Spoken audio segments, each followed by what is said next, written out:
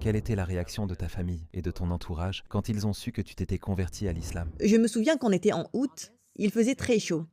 Je portais un pull col roulé, des jeans et un bandana, tu vois. Donc des manches longues. Ma famille pensait que j'avais perdu la tête. C'est l'été, pourquoi tu es habillée comme ça? Je leur ai dit, parce que je suis musulmane et que je dois me couvrir. C'était très dur pour eux de comprendre, en particulier une cousine. Cette cousine était très en colère. Je me souviens qu'à la fin de cette visite, j'étais chez elle et elle a tiré mon hijab et m'a giflé en me disant: Tu n'es pas arabe et tu ne seras jamais arabe. Enlève ça. Et elle voulait me gifler encore une fois. J'ai attrapé sa main. C'est une catholique très dévouée. Elle va à l'église tous les dimanches. Elle a une grande image de la Vierge de Guadalupe. J'ai pris sa main et j'ai dit: Jésus serait-il content que tu me frappes? C'est ça qu'on vous enseigne? Elle s'est arrêtée et a dit: Va-t'en, je ne veux plus te voir, va-t'en. Alors elle m'a mise à la porte. C'est ma cousine la plus proche. Elle est comme ma sœur. L'année suivante, je suis revenue en abaya. Cette fois, j'étais complètement couverte. Abaya, hijab, tout le monde était choqué. Ils m'ont dit: Pourquoi tu es encore plus couverte? Qu'est-ce qui t'arrive? Qui t'a influencé? Je me souviens qu'à la troisième visite, ma grand-mère m'a prise à part et m'a demandé si j'étais heureuse. Je lui ai répondu: Oui, je suis très heureuse. Elle a dit: D'accord, fais ce que tu veux. Et elle a dit à ma famille: Laissez-la tranquille. Elle ne boit pas, elle ne fume pas, elle ne sort pas la nuit. Elle s'occupe de son fils. Elle s'habille correctement. Ça va. Finalement, elle m'a acceptée et elle a demandé à toute la famille de respecter ma nouvelle foi. Est-ce qu'un membre de ta famille s'est converti à l'islam après être inspiré par toi? Ironiquement, la personne que je n'aurais jamais pensé se convertir est devenue musulmane. Et c'était ma mère. Je n'ai pas une très bonne relation avec elle. Mais je me souviens que j'ai fait une interview sur une chaîne espagnole et elle m'a vue avec un foulard. Elle ne m'avait jamais vue ainsi. Elle m'a vue avec un foulard et elle a dit: Oh, tu es habillée comme un clown, tu es musulmane? Je lui ai dit oui. J'avais très peur de lui faire de la dawa. Alors j'ai rassemblé des livres en espagnol et un Coran, ainsi que des informations en espagnol. Et je l'ai expédié en Californie. Elle a commencé à lire et elle a finalement prononcé sa shahada. Alors, peux-tu nous décrire ce que tu as ressenti par rapport au hijab? Beaucoup d'Occidentaux le voient comme une restriction, mais toi, tu l'as adoré. Alors, selon toi, quelle est la raison qui t'a fait l'aimer dès le début? J'ai ressenti un sentiment de libération. Je me sentais totalement libérée par le hijab. Je choisis, j'ai le pouvoir de choisir qui me voit et qui ne me voit pas. Contrairement à un panneau publicitaire qui vend de l'alcool et qui montre une femme à moitié nue. Pour moi, ça, c'est de l'oppression. Pour moi, ça, c'est de la libération. Après être devenue musulmane, as-tu vécu un événement extraordinaire qui t'a fait ressentir une connexion avec Allah? C'était le Hajj. Mon fils et moi avons fait le Hajj en 2018. Je me souviens, nous y sommes allés, et je me souviens que nous faisions le tawaf. Il a dit: Ok, maintenant, on va toucher la Kaaba. Et on a vraiment touché la Kaaba. Et à ce moment-là, je me suis sentie oppressée. J'ai dit: Andrew. Et j'ai commencé à avoir une crise d'angoisse. J'ai commencé à pleurer et j'ai dit: Oh mon Dieu, ils vont m'écraser. Et alors, il a pris ma main et le chemin s'est ouvert. Il y avait un homme en blanc. Il a pris sa main et ça s'est ouvert comme la mer s'est ouverte pour Moussa. Et nous sommes partis. Puis l'homme aussi est parti. J'ai demandé: Où est-il pour qu'on puisse le remercier? Il avait disparu. Je ne sais pas ce que c'était. C'était un ange, c'était... En tout cas, ça venait d'Allah. Ça a duré quelques secondes.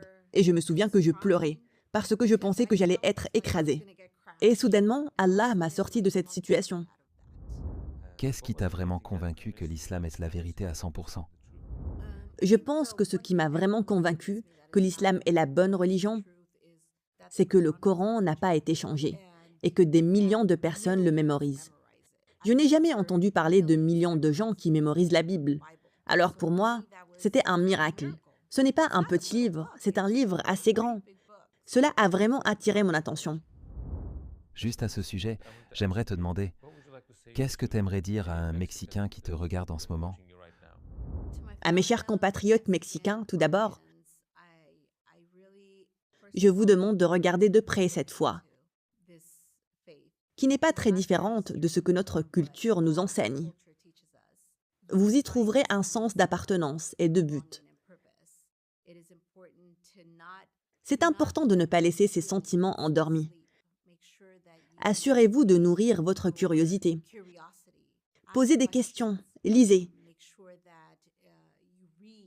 et éduquez-vous à partir de bonnes sources, comme ce site web. Il est important pour nous de trouver des réponses. Trouvez ces réponses. Demandez à un musulman. Si vous avez des problèmes cardiaques, vous irez voir un cardiologue. Si vous avez des questions sur l'islam, demandez à un musulman. Lisez le Coran. Lisez attentivement l'histoire de notre bien-aimé prophète, sallallahu alayhi wa sallam. Comme tu l'as dit, de nombreux convertis demandent après leur conversion. Dois-je abandonner ma culture? Laisser mon origine derrière moi? Parce que j'aime ma famille, j'aime ma culture.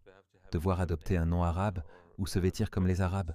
Alors, que voudrais-tu dire à ceux qui ont ces préoccupations? Alors, il y a malheureusement beaucoup de malentendus.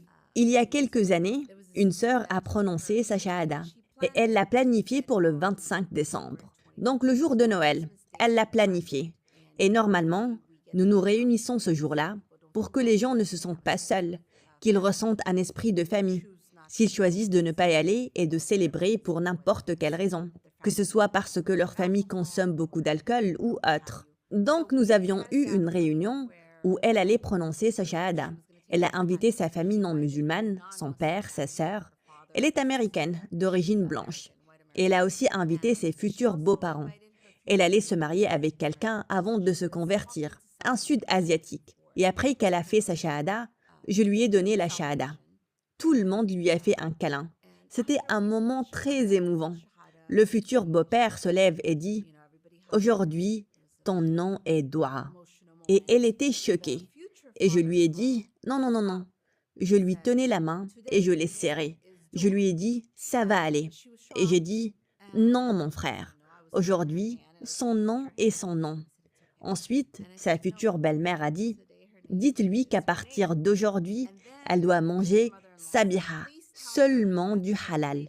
Et j'ai serré sa main encore une fois pour la rassurer, lui dire qu'elle n'est pas seule. Je suis là avec toi, ça va aller. Alors je lui ai dit « Ma sœur, tout va bien ». Et quand elle m'a donné un autre câlin, elle m'a remercié d'être là et de lui apporter ce soutien. Parce que cette idée fausse de devoir changer de nom le jour où tu choisis l'islam, c'est une idée fausse. Il n'est pas écrit que tu dois changer de nom, tant que ton nom n'a pas une signification négative. Tu peux être Maria, Felipe, Pablo, peu importe. C'est important parce que c'est ton identité. Pour moi, tu sais, même mon nom de famille, Morales, les gens ne pensent pas directement que je suis musulmane. Et c'est un moyen de dialoguer. Donc non, tu n'as pas à changer ton nom. Absolument pas. Vous pouvez tout à fait garder les bienfaits de votre culture. Personnellement, je continue à cuisiner du mole, des tacos, des flautas. Je profite au maximum de ma culture. Vous n'avez pas à cesser d'aimer et de croire en Jésus et de comprendre que sa mère, Marie, a tout un chapitre dans le Coran. Donc, ils ne nous sont pas très étrangers. On les aime et on les respecte. Et vous n'avez pas à cesser de les aimer et de les respecter. Au contraire, l'islam améliore nos vies de tant de façons. Alors, continuez de manger vos tacos. Continuez de profiter de toute la culture qui fait partie de vous. Et continuez à apprendre l'islam. Parce que l'islam est un mode de vie.